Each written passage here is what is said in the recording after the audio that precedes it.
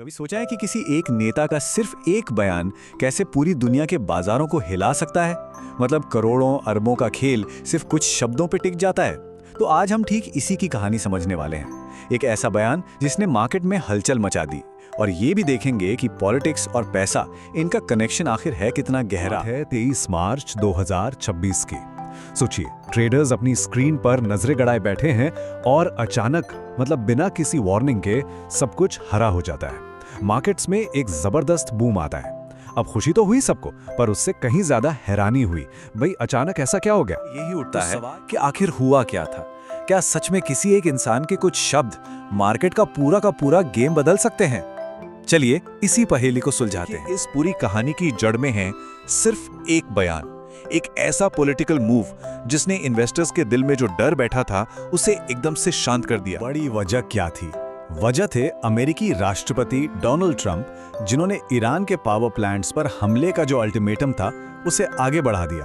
अब ये कोई छोटी मोटी खबर नहीं थी, क्योंकि देखिए, मिडिल ईस्ट में जरा सी भी टेंशन का मतलब है तेल की सप्लाई पर असर और पूरी ग्लोबल इकोनॉमी में उथल पुथल।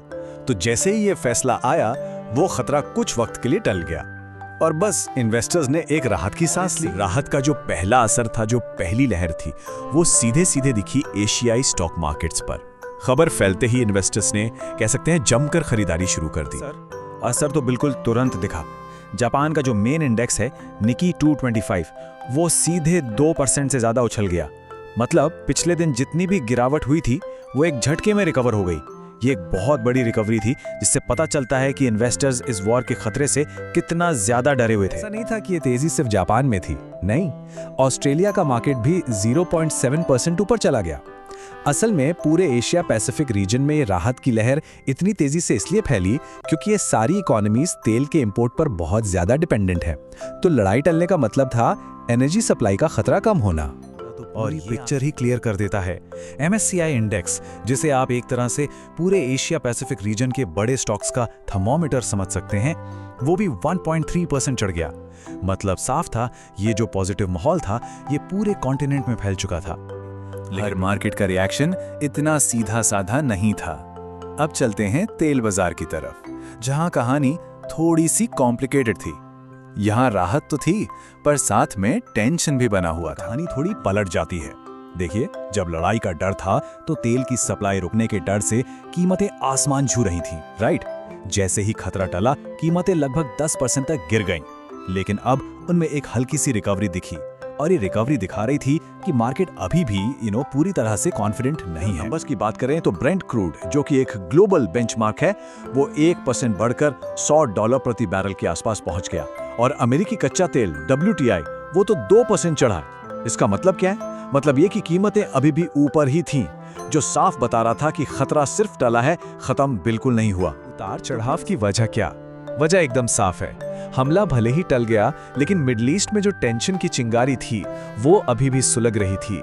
ये जो जियोपॉलिटिकल रिस्क था, ये खत्म नहीं हुआ था, और तेल का बाजार इसी बात को लेकर सबसे ज्यादा परेशान था। इस एक बयान का असर सिर्फ शेयर्स और ऑयल तक ही नहीं रुका। इसकी लहरें बॉन्ड्स, करेंसी, यहां तक कि सोने के बाजार तक भी पहुंची। चलिए देखते हैं कि इसका ओवरऑल असर क्या हुआ।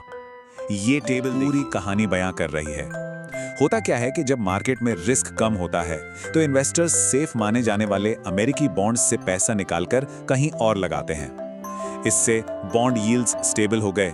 इसी वजह से US डॉलर, जो टेंशन के टाइम में एक सेफ हेवन माना जाता है, वो थोड़ा कमजोर हुआ, और इसके मुकाबले यूरो और पाउंड मजबूत हो गए।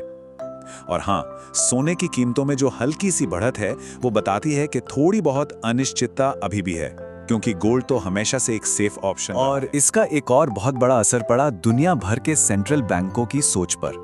देखिए, सेंट्रल बैंक इंटरेस्ट रेट्स तब बढ़ाते हैं जब उन्हें इकोनॉमी को थोड़ा ठंडा करना हो। इस खबर से पहले लड़ाई के डर से मंदी का खतरा मंडरा रहा था, पर अब जब मार्केट थोड़ा स्टेबल हो गया है तो सेंट्रल बैंकों तो भी इंटरेस्ट रेट्स बढ़ाने का प्रेशर कम हो गया है। मार्केट में राहत तो आ गई, लेकिन सबसे बड़ा सवाल अब ये खड़ा होता है कि ये शांति आखिर कब तक टिकेगी? क्या ये एक परमानेंट चेंज है या फिर बस तूफान से पहले वाली शांति? यही वो सवाल है जिससे इस वक्त सारे एक्सपर्ट्स और इन्वेस्टर्स जूझ रहे हैं कि ये जो हुआ है, क्या ये वाकई शांति की तरफ एक कदम है या सिर्फ टाइम खरीदने की एक टैक्टिक? एक सही तरीके से समझाया है। वो कहते हैं कि इन्वेस्टर्स बस यही समझने की कोशिश कर रहे हैं कि ये फैसला शांति की ओर एक असली कदम है या फिर वक्त काटने की एक चाल, और इसी कंफ्यूजन में पूरा का पूरा मार्केट फंसा हुआ है। बात यह है कि ट्रंप के इस एक फैसले से मार्केट को थोड़ी देर के लिए सांस लेने का मौका जरूर मिल गया है। राहत तो है, लेकिन जो पश्चिम एशिया का टेंशन है वो अभी भी एक बहुत बड़ा रिस्क बना हुआ है। मतलब अनिश्चितता का दौर अभी खत्म नहीं हुआ है। फिर कर हम वापस उसी सवाल पर आ जाते हैं। मार्केट में राहत है पर अनिश्चितता खत्म नहीं हुई है।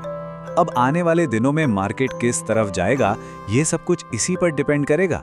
अगला कदम क्या होगा, इस सवाल का जवाब सिर्फ इन्वेस्टर्स ही नहीं बल्कि पूरी दुनिया जानना ऐसे ही चाहती है। इंफॉर्मेटिव वीडियोस देखने के लिए हमारे चैनल को अभी सब्सक्राइब करें। शेयर बाजार में निवेश बाजार के जोखिम के अधीन है। मैं कोई सेबी पंजीकृत रिसर्च एनालिस्ट नहीं हूँ। मेरी तरफ से मैं बेस्ट जानकारी प्रोवाइड करने का पूरा प्रयास करता हूँ, पर शेयर मार्केट में कोई भी ट्रेडिंग या निवेश का सिस्टम 100% परफेक्ट नहीं होता है। इस वीडियो में दिखाई गई जानकारी से आपको शेयर बाजार में 100% लाभ ही होगा, इसकी कोई गारंटी नहीं है। आपको इससे नुकसान भी उठाना पड़ सकता है। इस वीडियो में दिखाई गई जानकारी को सिर्फ एजुकेशनल पर्पज के लिए समझा जाए तथा इसमें बताई गई जानकारी का उपयोग स्वविवेक से करें। मैं इस वीडियो का निर्माता किसी भी नुकसान के लिए उत्तरदायी नहीं हूँ। Thank you.